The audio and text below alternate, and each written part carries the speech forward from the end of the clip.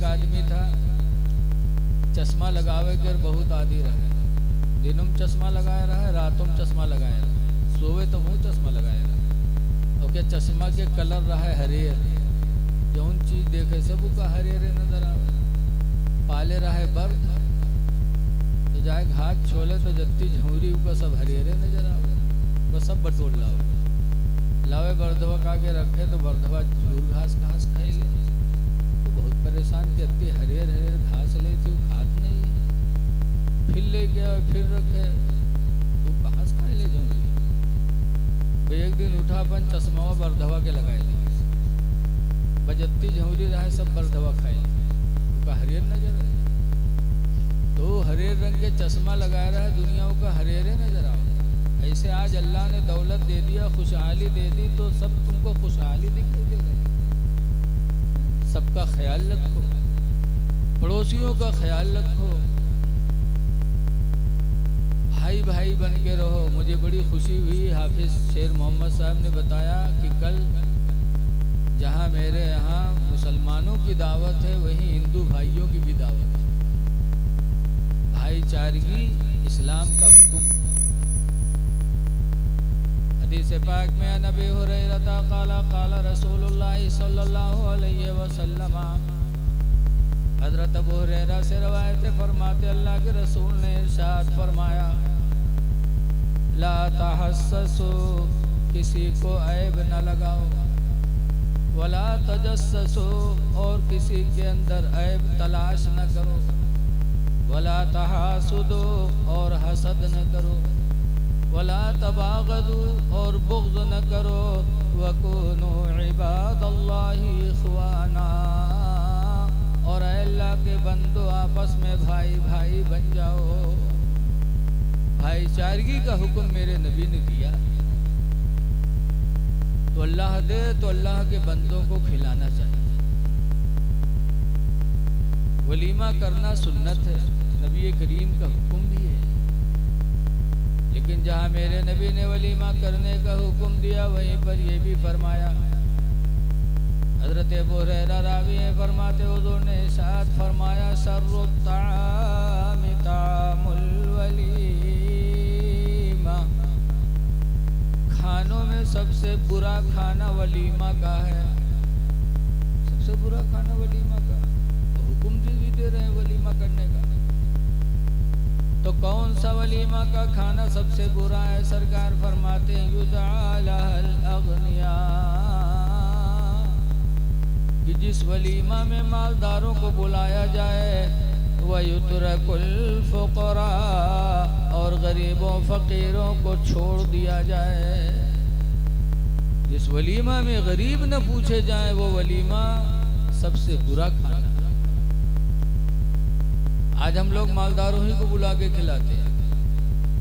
अगर बहुत बढ़िया बनाए दिए खाएं तो कौन, अरे सार कहूँ कमाल की, इसे पैसा नहीं बटोरे है। अगर कहूँ गड़बड़ाएगा तो कहीं जाओ बहुत बेकार है, बहुत निछोड़, दुआ दे के कम जाते हैं।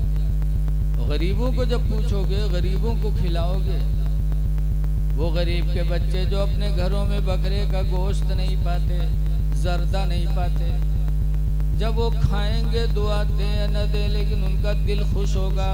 जब उनका दिल खुश होगा तो अल्लाह ताला तुम पर अपने रहमत के दरवाज़ों को खोल देगा।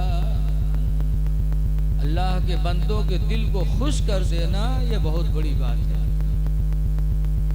इसीलिए रसूलुल्लाह सल्लल्लाहु अलैहि वसल्लम से पूछा गया कि अल्लाह के रसूल, क़यामत के दिन अल्लाह के नज़दीक सबसे प्यारा बंदा कौन होगा? तो सरकार ने फरमाया, सबसे प्यारा बंदा अल्लाह के नज़दीक क़यामत के दिन वही होगा जो दुनिया में लोगों के दिलों को खुश करता रहता होगा। लोगों के दिलों को खुश करो, न हिंदू देखो न मुस्लिम देखो, बल्कि ये देखो कि ये भी एक इंसान है, इसके दिल को हम खुश करेंगे तो इसका खालिक हमसे खुश हो जाएगा। पैदा करने वाला खुदा है। इसलिए हमें भाईचारगी बनाने का हुक्म हमारे पैगंबर ने दिया है, नफरत से मना फरमाया। तो आज ये शुक्राने की महफिल है। निकाह के बारे में मेरे नबी ने फरमाया वन के हुल, अल्लाह ने फरमाया, कुरान की आयत है, वन के हुल अयामा मिनकुम, तुम उनसे शादी कर लो जिनकी शादी न हुई हो, वस्सालिहीन मिन इबादिकुम, और ए औरतों उस नौजवान से शादी करो जो नेक हो, चाहे तुम में किसी का गुलाम ही क्यों न हो, व इमाइकुम, और ए मर्दो तुम उस लड़की से शादी करो जो नेक हो, चाहे तुम में किसी के यहाँ नौकरानी ही क्यों न हो, इन यकूनु फुकरा, अगरचे वो फकीर हो, गरीब हो, गरीबी फकीरी न देखो, नेक नीति देख कर निकाह कर लो। अल्लाह का वादा युगनिहुमुल्लाहु मिन फदली, अल्लाह अपने फजल से तुम्हें माला माल बना देगा। अमीरी गरीबी सब खुदा की तरफ से है, इसलिए हमें रिश्ते में इन चीज़ों का ख्याल रखना चाहिए।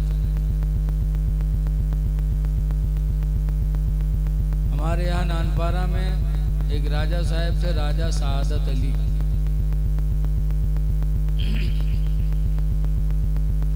राजा सादत, राजाओं का मामला ही अजीब होता है। नानपारा में हमारे मकान के सामने बहुत बड़ा प्लाट पड़ा हुआ है, 12-13 बीघा का, एक दर्जी बिरादरी। शहर के अंदर इतनी लंबी चौड़ी जमीन। मैंने उससे पूछा, यार तुम्हारे बाप ने इतनी लंबी चौड़ी जमीन शहर के अंदर? तो कहिस कि राजा नानपारा के कुर्ता पैजामा हमारा अब्बा सी दीन है, तो राजा नानपारा वही खुशी में दे दी। कुर्ता पैजामा के सिलाई 12-13 बीघा प्लाट, वो राजा नानपारा।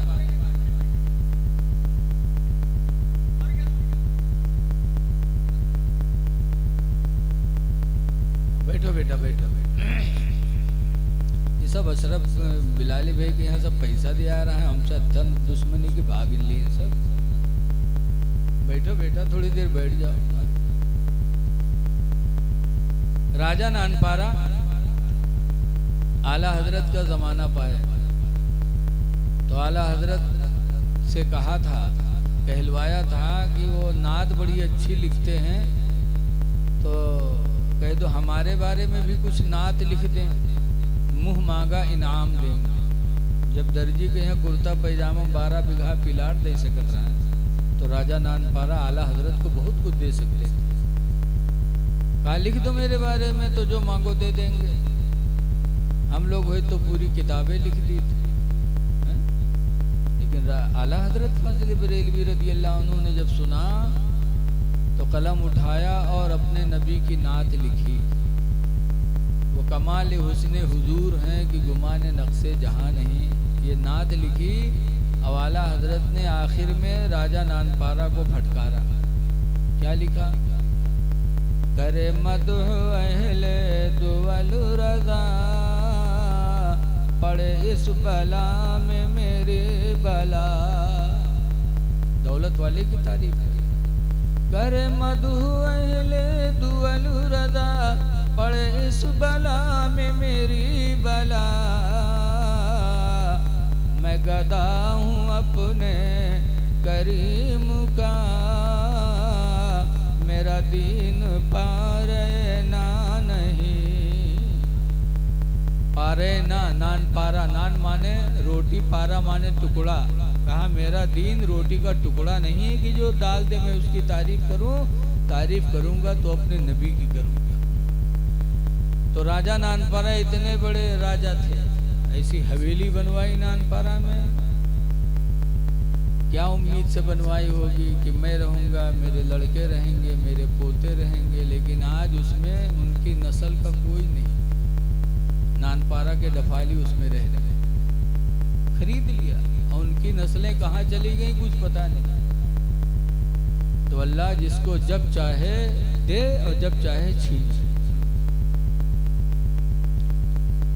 कुरान में इन्नल अर्द लिल्लाहि, बेशक ज़मीन अल्लाह की है, यूरिसुहा मन यशाउ मिन इबादिही, अल्लाह अपने बंदों में से जिसको चाहे इस ज़मीन का वारिस बना दे, जिसको चाहे बना दे।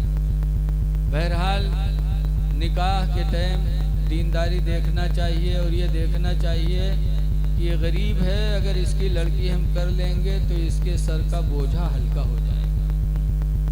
तो हुजूर की बशारत है, मन नफ़्फ़सा अन मोमिनिन कुर्बतम मिन कुर्बिद दुनिया, जो दुनिया में किसी के सर से बोझ को उठा लेगा, नफ़्फ़सल्लाहु अन्हु कुर्बतम मिन कुर्बि यौमिल क़ियामा, तो अल्लाह क़यामत के दिन उसके सर से बोझ को उठाएगा, उसकी आसानी उसके लिए अल्लाह ताला पैदा फरमाएगा।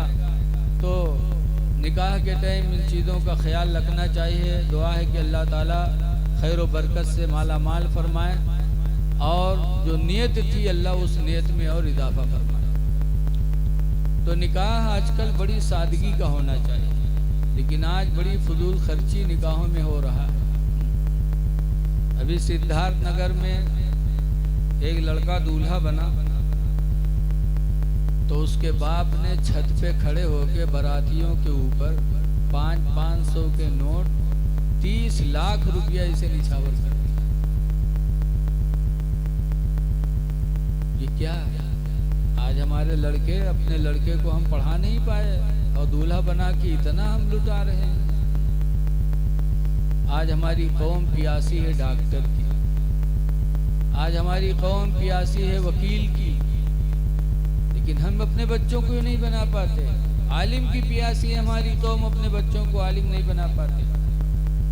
बहर कैफ अल्लाह हमको आपको बड़ी सादगी के साथ निकाह करने की तौफीक अता फरमाए। रसूलुल्लाह सल्लल्लाहु अलैहि वसल्लम ने भी निकाह फरमाया। हुजूर की एक बीवी थी सफिया हबशा में थी, हुजूर मदीने में थे। गायबाना निकाह हुजूर का हुआ। हबशा का बादशाह नज्जाशी, उसने वकील रखा, हुजूर की तरफ से भी और सफिया की तरफ से भी, और हुजूर का निकाह गायबाना फरमाया।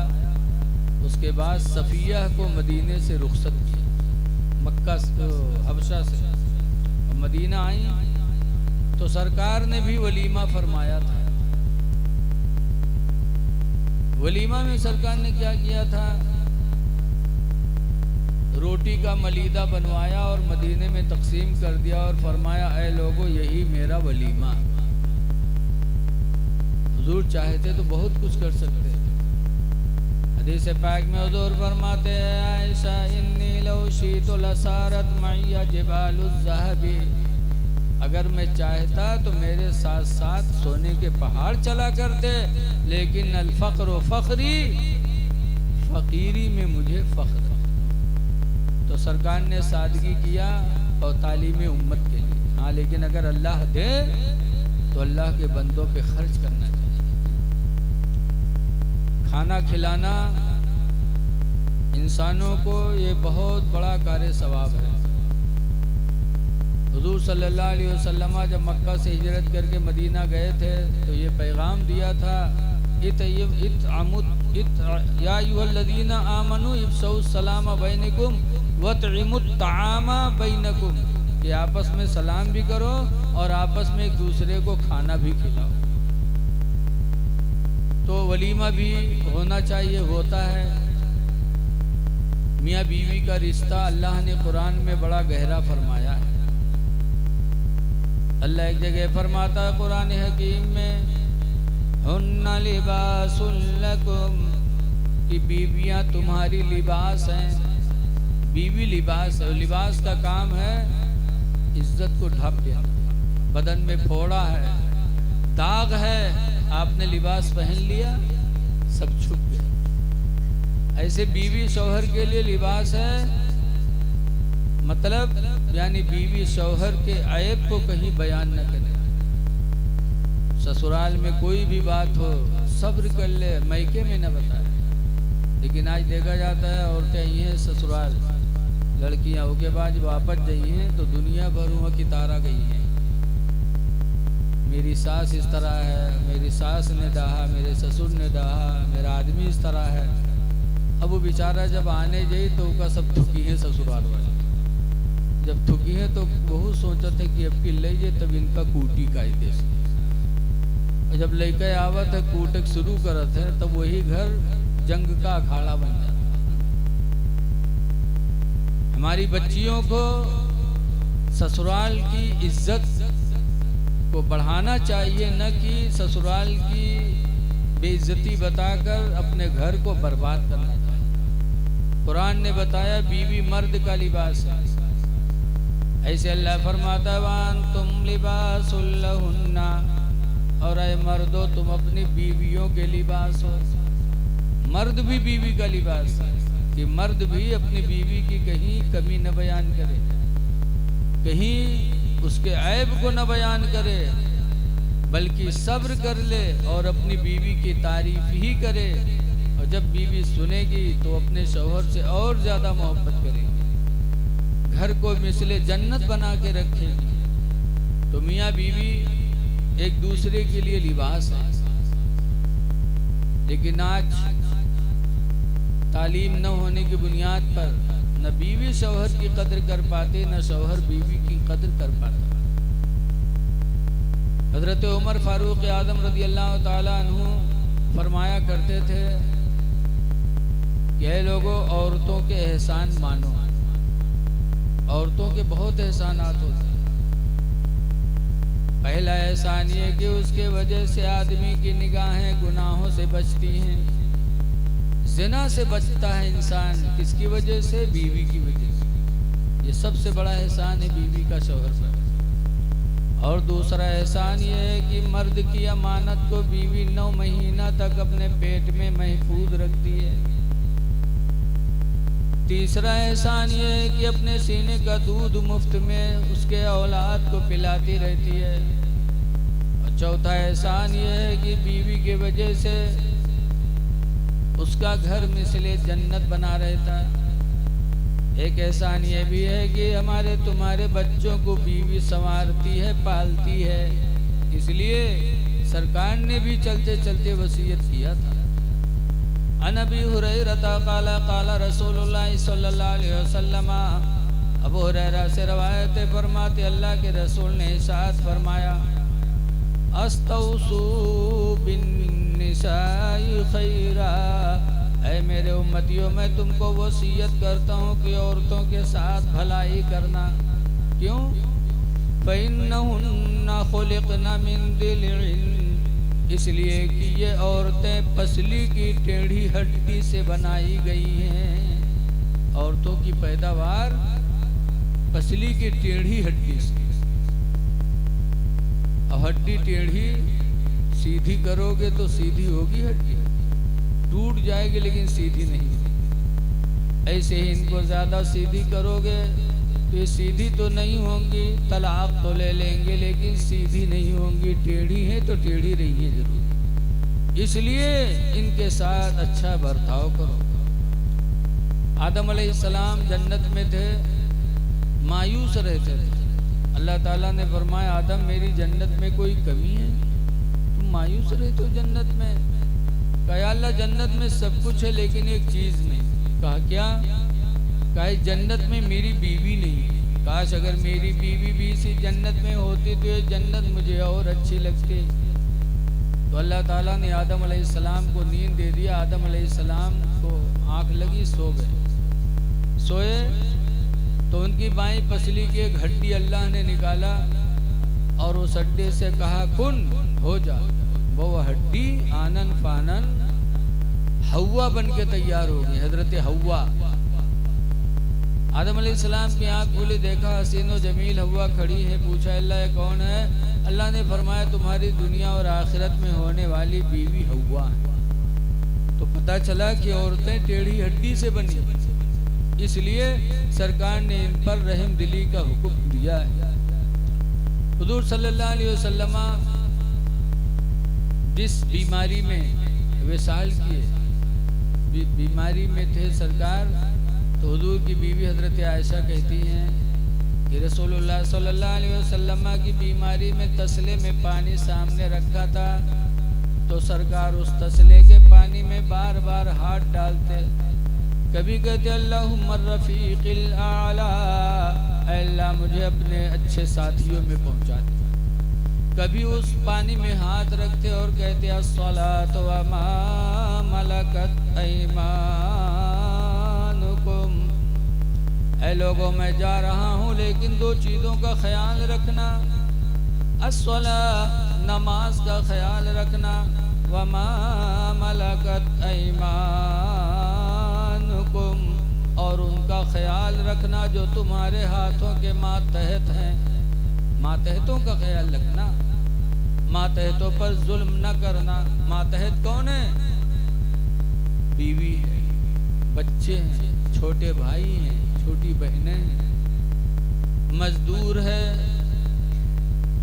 गुलाम है, जानवर हैं, ये सब हमारे तुम्हारे मातहत आते हैं। रसूलुल्लाह ने चलते चलते फरमाया था मातहतों का ख्याल रखना, यानी मातहतों पर जुल्म न करना। और नमाज के बारे में फरमाया था। आज हम लोग मजदूर रखते हैं तो उसके पीछे पीछे लगे रहते हैं कि ताकि बैठने एक को मिले। अरे कम से कम ये सोच लेते कि हम इसकी जगह पर गरीब होते, ये मालदार होता, जो हमको मजदूर बनाता तो हम पर कितनी तकलीफ। मजदूरों पे भी रहम करो, नौकरों पर भी रहम करो, जानवरों पर भी रहम करो। मेरे नबी की आखिरी वसीयत है कि मातहतों का ख्याल रखना और नमाज का ख्याल रखना, नमाज न छूटने पाए। लेकिन अफसोस है कि आज हमारे मुस्लिम कौम में भीख मांगने की आदत हो गई। कितने ऐसे कुर्ता तहमत दाढ़ी टोपी रख लिया और भीख मांगना शुरू किया। अल्लाह का वादा भूल गए। अल्लाह का वादा या अय्युहल्लज़ीना आमनू इज़ा क़ुदियतिस सलाह, ऐ ईमान वालो जब तुम्हारी नमाज पूरी हो जाए, फंतशिरू फिल अर्द, तो ज़मीन में फैल जाओ, वब्तगू मिन फ़ज़लिल्लाह, और अल्लाह की दी हुई रोज़ी को तलाश करो। तुम नमाज फजर पढ़ के ज़मीन पे फैलो, रोज़ी देने वाले हम हैं। अल्लाह फरमाता है नमाज पढ़ के रोज़ी तलब करो। आज हम नमाज नहीं पढ़ते और फिर भीख मांग के रोज़ी अपनाते। कितनी शर्म की बात है। नमाज पढ़ने से अल्लाह ताला रिस्क अता फरमाता है, साफ सुथरा रिस्क देता है। लेकिन अगर नमाज पढ़ने के बावजूद भी तंगी रहे तो घबराना नहीं चाहिए, अल्लाह के फैसले पे राजी रहना चाहिए। लेकिन आज देखा जाता है नमाज पढ़े के बाद अगर कोनो मुसीबत है तो कहते नमाज पढ़े कहाँ है। जैसे एक आदमी रहे गांव में, यहाँ कबू नमाज नहीं पढ़े, न पंजगाना, न ईद, न बकरीद, न जुमा। गमों वाले कहाँ है तो मनबे नहीं करे, छोड़े रहा है। तो गमों वाले को हुक्का पानी बंद कर दी। जब हुक्का पानी बंद कर दी, न कोई बोले न डोले, हफ्ता खाड़ गुजरा, बहुत मुसीबत के दिन के। तो ये मजबूर हो के नमाज पढ़े ला। जब पढ़े लाग तो 5-6 दिन पढ़िस रहे, छठे दिन के गाय लागत रहे, गईवा मरी गए। जब गईवा मरी गए तो गाँव वाले पर बहुत खपा, कहा सारे नमाज पढ़ाए मार गाय मराए दारी, नमाज न पढ़े तो गाय हमार मरत ना, इतना बड़ा जाहिल। तो के नीचे बछिया रहे तो बछेवा का बांधे के लिए एक दिन रस्सी पर तो बछेवा आये के पखौरा में गर्दना रगड़ेला तो भगा दी तक फिर भरेला। बछिया तो बछिया दोबारा फिर रगड़ेला तो फिर भगा दिया। फिर तीसरी बार बछेवा पलटी, जब फिर आए तो कहा थे चली जाओ, नहीं 2 रकात भरे को तुम्हारे महतारिक तो 6 दिन पढ़ा मारा है, तब 6 दिन पढ़ा है तब मारा है, और तुम 2 रकात भरी को चली जाए। ऐसे ऐसे जाहिल पड़े। नमाज पढ़ने के बाद, कुरान पढ़ने के बाद, नेक राह पे चलने के बाद जब मुसीबतें आए तो समझ जाओ कि अल्लाह ताला हमारे आमाल को कबूल कर रहा है। आजमाइशें मुसलमानों ही के लिए हैं। हमारे बुजुर्गों की जिंदगी हमारे आपके लिए नमूने अमल है। अपने इमाम आदम की जिंदगी देखो, अपने प्यारे गौस की जिंदगी देखो कि गौसे आदम ऐसी परेशानी में कि घास खा खा के, दरख्त की पत्तियां खा खा करके गौसे आजम ने इल्म दीन हासिल किया। कभी दीन से भागे नहीं, हर तकलीफ में सब्र का दामन गौसे पाक छोड़े नहीं, तो अल्लाह ताला ने उन्हें वह मकाम अता फरमाया कि एक ज़माना हो गया गौस को दुनिया से गए, लेकिन आज हम सबके दिलों में उनकी मोहब्बत बाकी है। तो इसलिए हमें अपने बुजुर्गों की ज़िंदगी को नज़रों के सामने रखना चाहिए।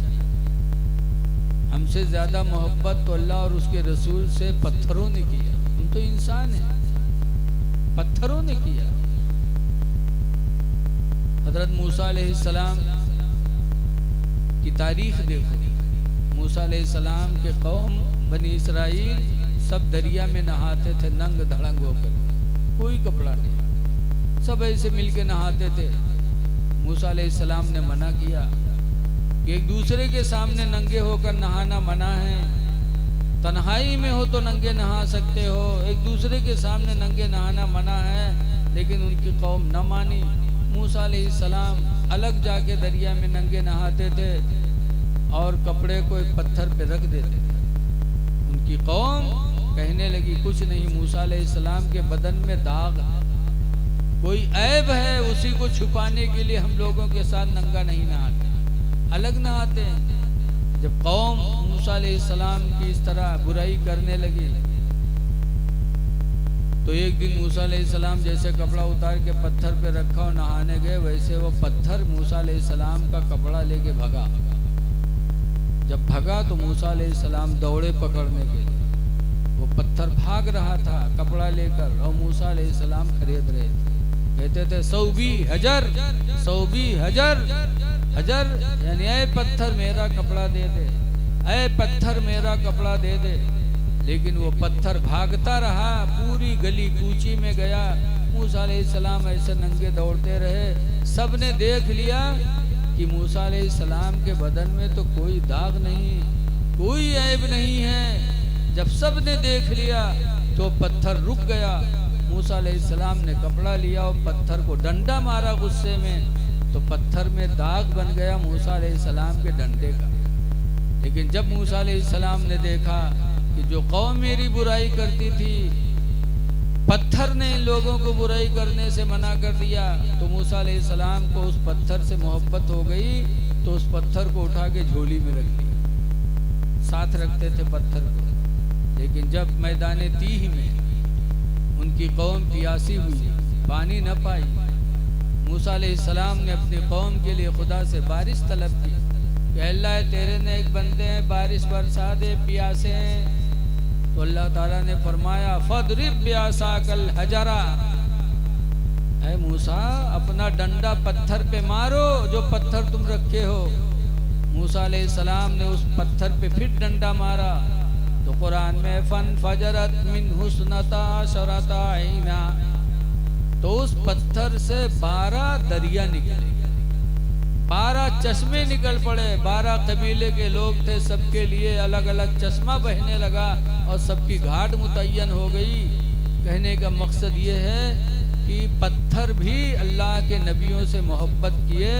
पत्थर को भी बर्दाश्त ना हुआ कि एक अल्लाह के पैगंबर की बुराई करें लोग, तो उस बुराई को पत्थर ने रोक दिया। लेकिन आज कुछ ऐसे हैं जो मुसलमान का दावा करते हैं और रसूलुल्लाह की तौहीन करते हैं। या रसूल अल्लाह कहना सिर्फ, हुजूर क्या देंगे, जबकि कुरान कहता है माताकुम रसूल फखुदू, रसूल तुमको जो दे वो तुम ले लो। तो अगर देने वाले न होते, मजबूर होते, तो कुरान क्यों कहता कि जो दे वो तुम ले लो। लेकिन अल्हम्दुलिल्लाह हम सबके इमाम आला हजरत फाजिल बरेलवी रज़ी अल्लाह ताला अन्हु क्या अकीदा देते हैं, फरमाते हैं कि मांगेंगे मांगे जाएंगे, मुँह मांगी पाएंगे, मांगेंगे मांगे जाएंगे, मुँह मांगी पाएंगे।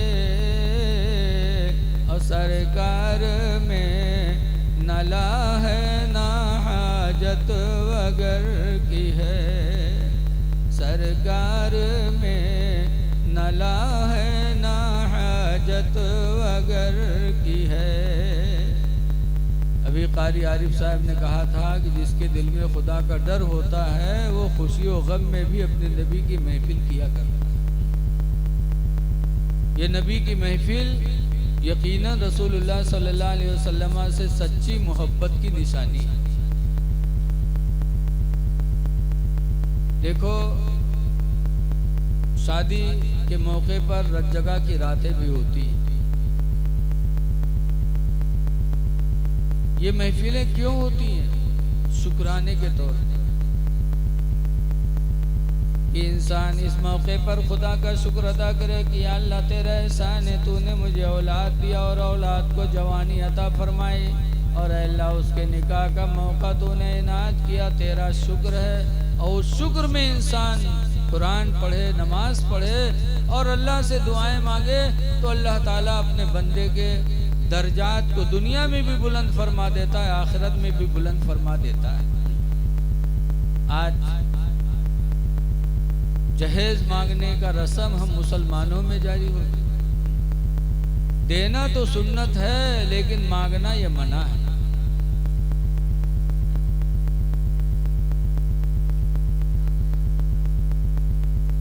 अल्लाह वाले हर जमाने में रहे। हमारी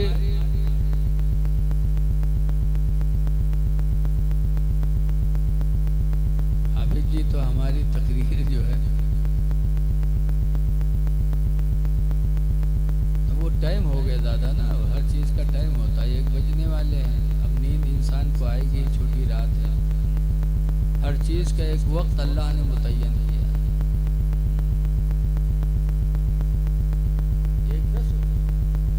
तो अब सुस्ती तो आ ही जाएगी। देखिए,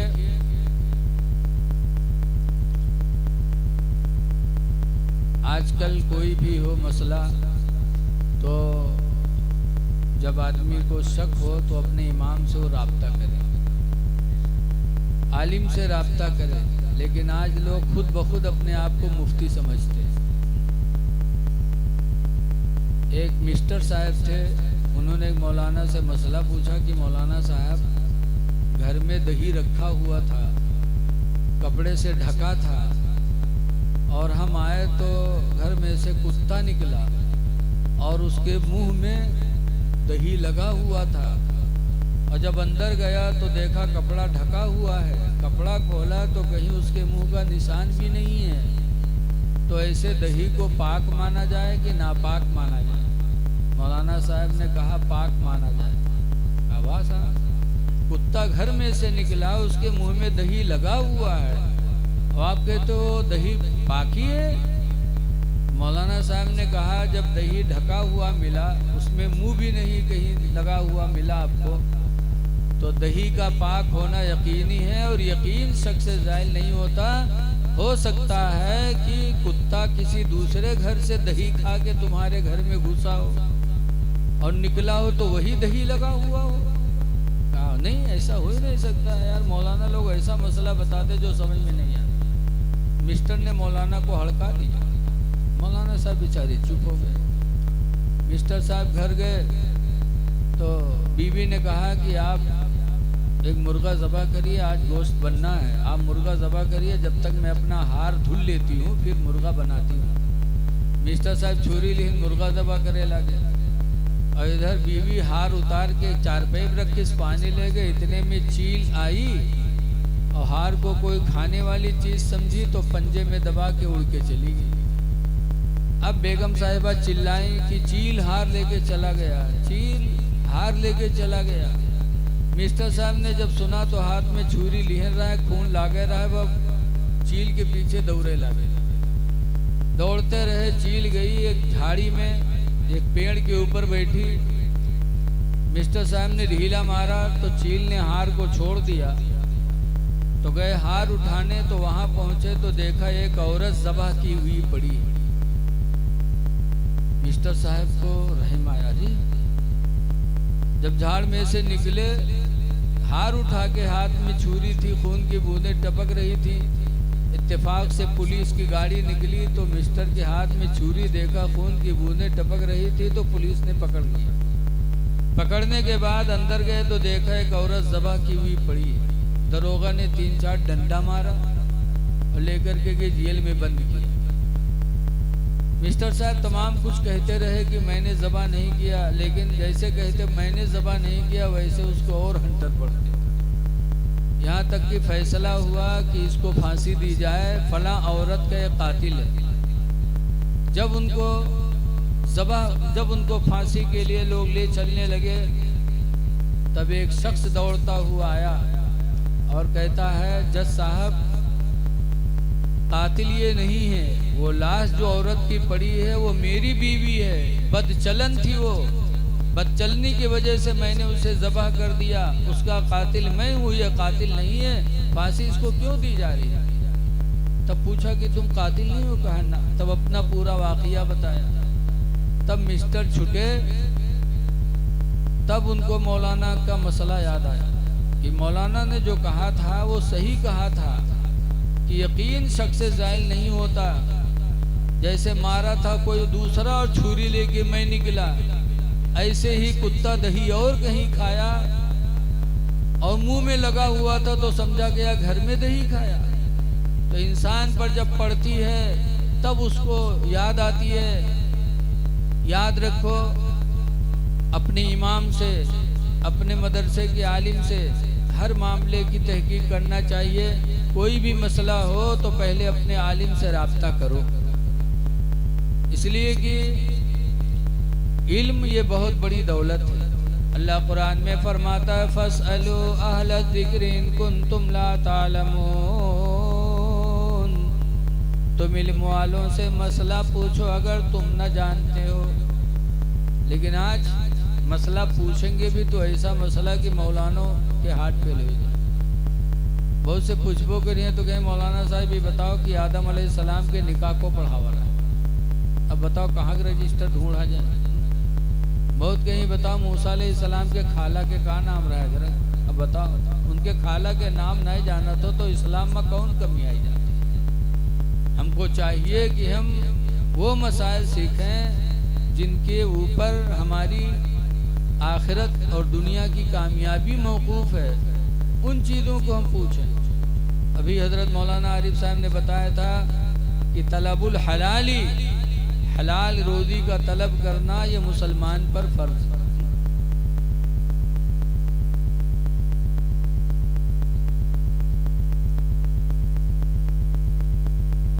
अब आज हाफिज जी लुकमा दे हैं तो हम तकरीर करवाए। बहुत ज़हीन इंसान है ये माशाल्लाह, इनको बहुत सी चीज़ें याद रहती हैं। देखिए, अल्लाह दे तो अल्लाह के बंदों पे खर्च करो। हदीस पाक में अन जरीर इब्न अब्दुल्लाह, हज़रत जरीर बिन अब्दुल्लाह से रवायत है, काला काला रसूलुल्लाह सल्लल्लाहु अलैहि वसल्लम, फरमाते अल्लाह के रसूल ने इरशाद फरमाया, ला यरहमुल्लाह, अल्लाह उस पर रहम नहीं फरमाएगा। पूछा किस पर? मल्ला यरहमुन्नास, जो इंसानों पर रहम नहीं करेगा। इंसानों पे जो रहम नहीं करेगा अल्लाह उस पर रहम नहीं फरमाएगा।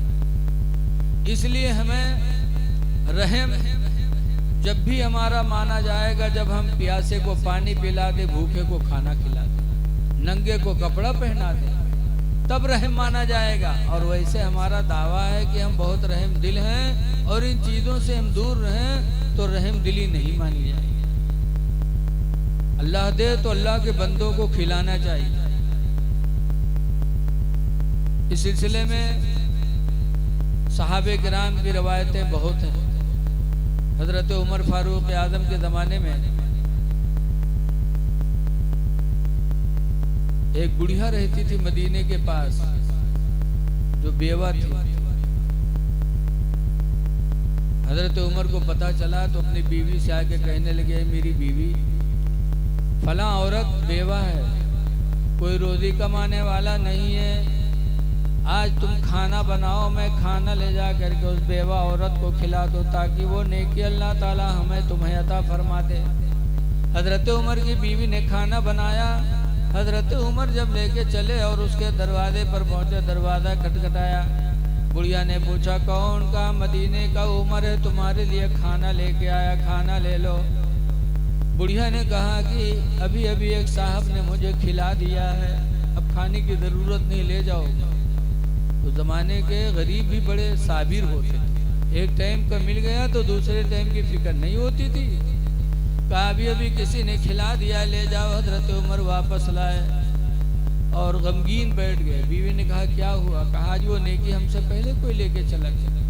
बीवी ने कहा अफसोस न करें, कल मैं सुबह सुबह खाना बनाऊंगी और सुबह लेके जाना, तब वो नेकी हमें तुम्हें नसीब हो जाएगी। दूसरे दिन हजरत उमर रज़ियल्लाहु ताला अन्हु सुबह सवेरे लेके गए और दरवाज़ा खटखटाया। पूछा कौन? कहा मदीने का उमर है, खाना लेके आया है।